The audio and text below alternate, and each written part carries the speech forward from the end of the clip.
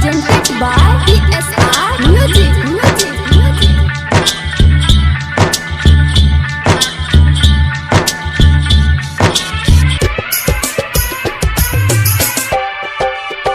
हो प्यार में फंस के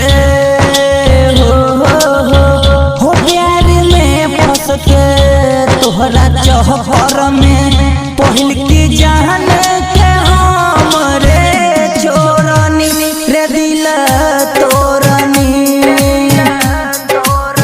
रे दिल तोरनी प्यार में फंस के हो प्यार में फंस के तोहरा चहपर में पहिल की जान के हमरे छोरनी रे दिल तोरनी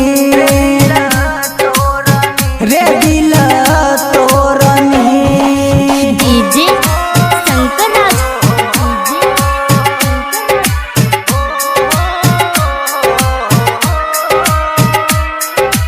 खिटौड़ा बाजार नेपाल।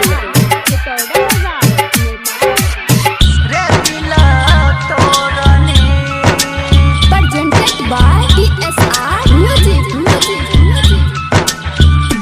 पहिले कहत रहलू तू जान हो बाहर तू परान हो पहिले कहत रहलू तू जान हो बाहर तू परान हो तब काहे तू कैलू हमार जिंदगी सुनसान हो पागल रहनी हम हो पागल रहनी हम बेकार में तोहरा से हम आके फसनी रे दिल तोरनी रे दिल तोरनी।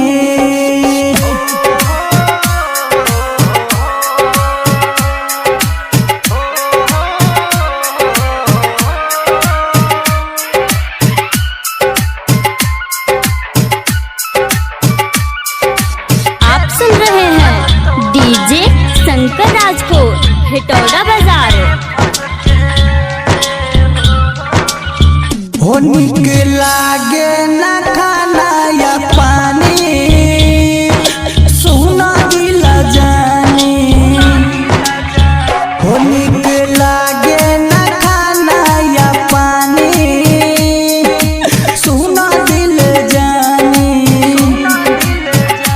सोचल सपना रह गइल अधूरा अपन प्रेम कहानी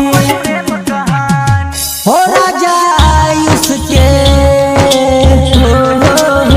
हो राजा आयुष के मतलब के वीरेंद्र के जन कैसे छोड़नी रे दिल तोर